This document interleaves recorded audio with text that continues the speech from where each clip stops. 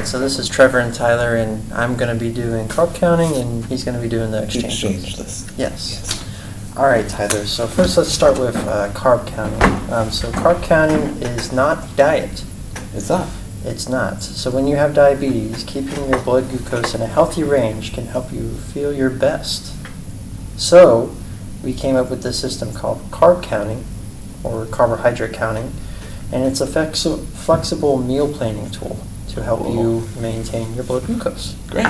So any carbohydrate food you eat is digested into glucose. I think we both know that, which causes blood glucose to either rise, or if you don't eat any carbs, it's most likely going to decrease. Going to fall. Right. So throughout the day is important because they provide energy and essential nutrients for your body.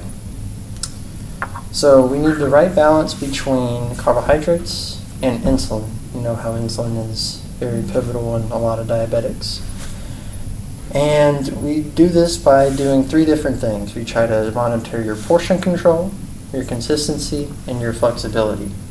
So the portion control is based on your weight and how much calories we prescribe to you.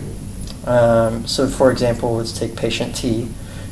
He's prescribed 2,000 calories per day. I would prescribe 18 carbohydrate choices per meal. So what's a carbohydrate choice, right? Carbohydrate choices are any 15 grams worth of carbs.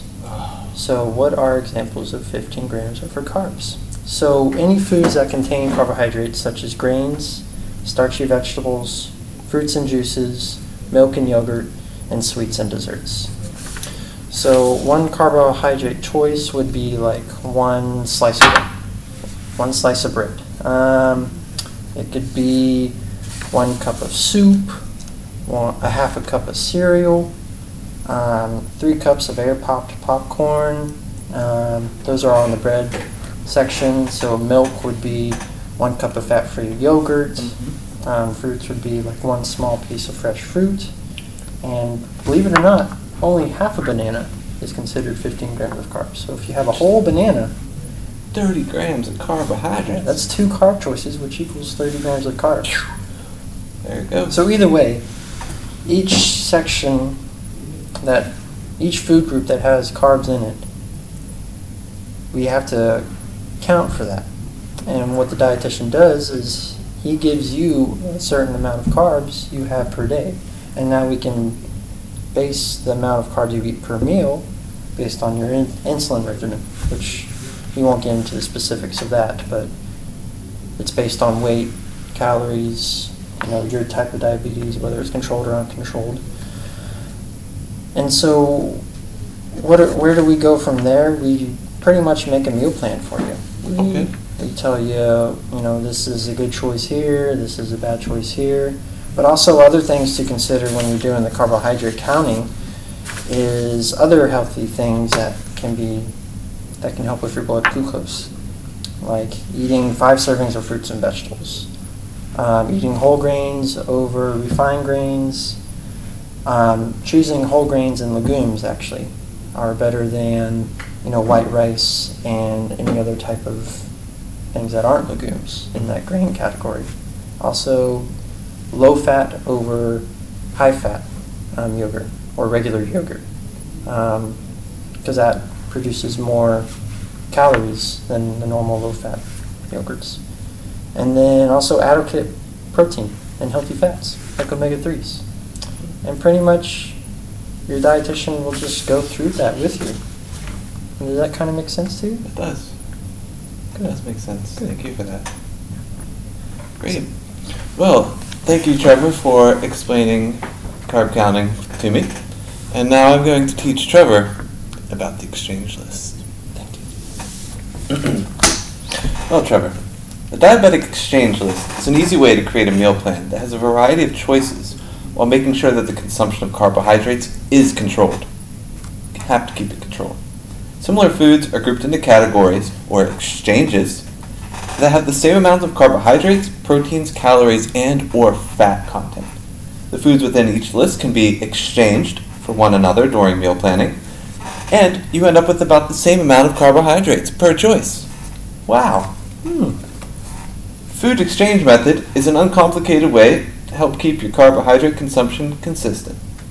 Not all foods carry nutrition fact labels now, but you can stay within your carbohydrate budget with each meal by utilizing an exchange list. So what does one exchange mean?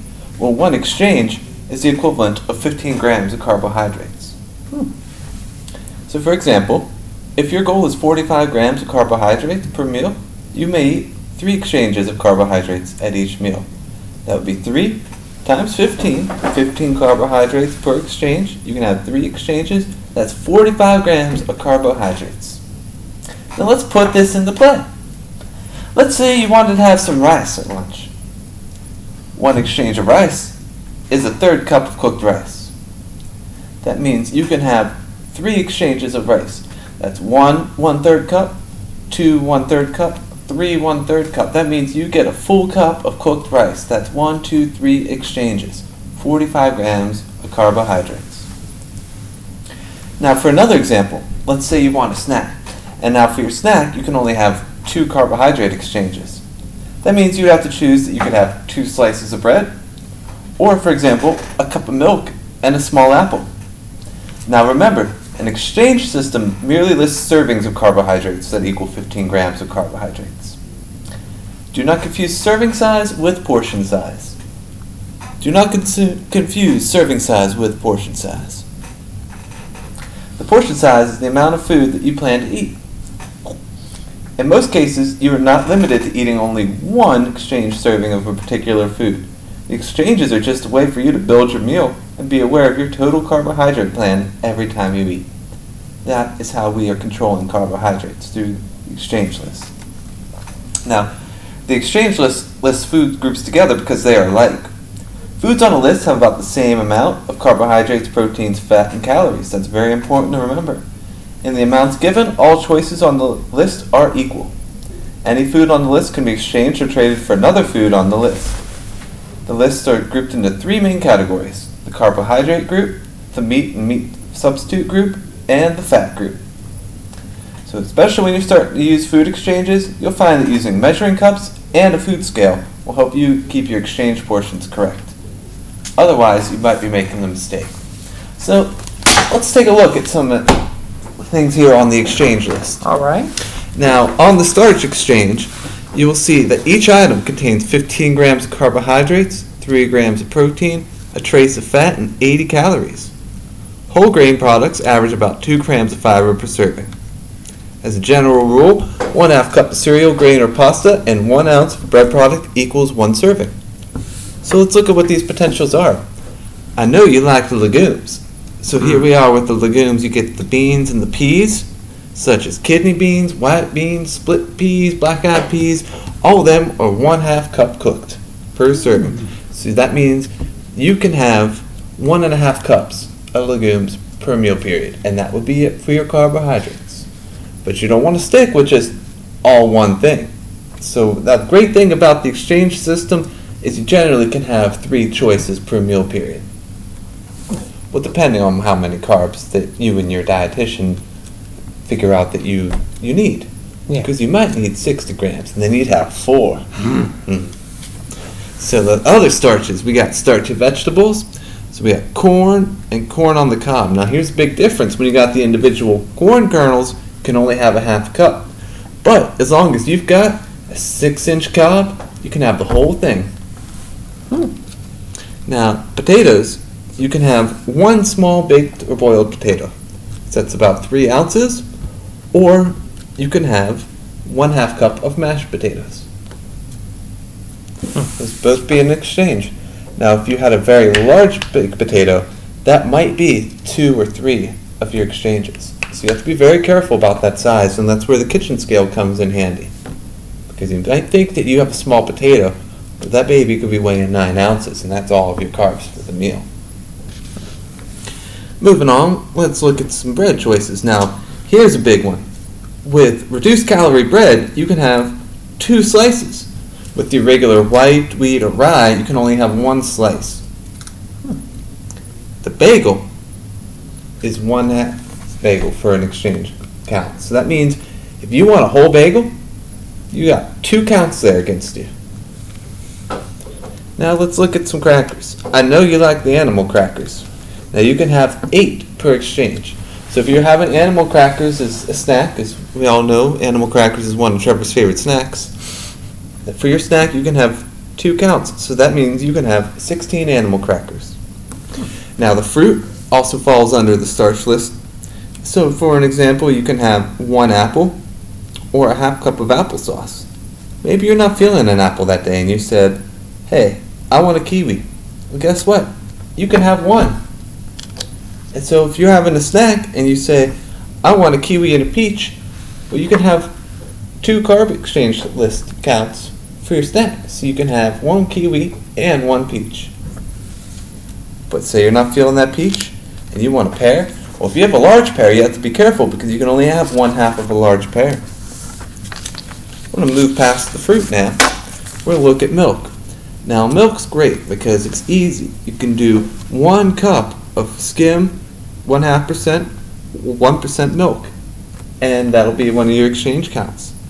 However, you have to be careful because if you use the evaporated skim milk, you can only use a 1/2 cup. Whole milk will be allowed to be 1 cup. Now, even though the whole milk has more fat, it's still the same amount of carbohydrates. So a cup is a cup. Moving on to the vegetables, you can have a 1/2 cup of cooked vegetables or a cup of raw vegetables. And that you can see the exchange is quite large, from celery to leeks to onions to radishes to zucchini. There's a whole list of things you can choose and interchange. And you could have up to 3 of them if you just wanted to do vegetables as your carbs for the meal. Now the meat and the meat substitutes. So 1 meat exchange is either an ounce of meat, poultry, fish, or cheese, or a 1/2 cup of dried beans.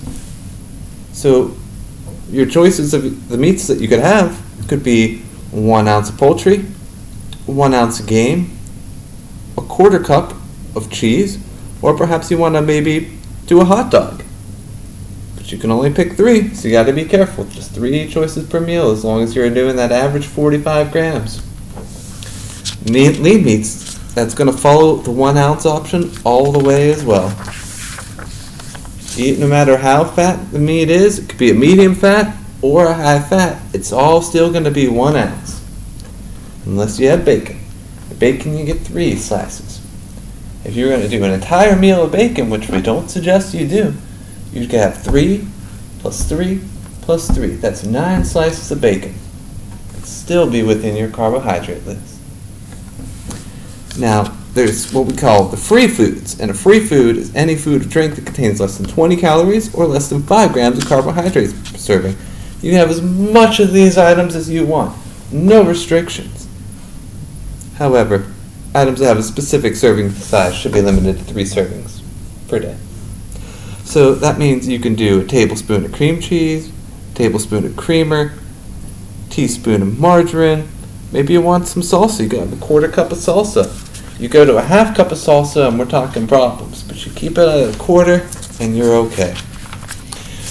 Now, does that clear for you? Do you understand how the exchange group works? That each exchange item contains 15 grams of carbohydrates. You can have 3 exchange items per day, generally 2 per snack, and all of them are interchangeable because they're all 15 grams of carbohydrates. It does make sense. Great. Does the carbohydrate counting make sense to you? That makes sense to me. And we hope it makes sense to you, Dr. Ali. Yeah, we want it to make sense for you. Yeah, we want you to learn. We learned. We did. Thank you. Thank you.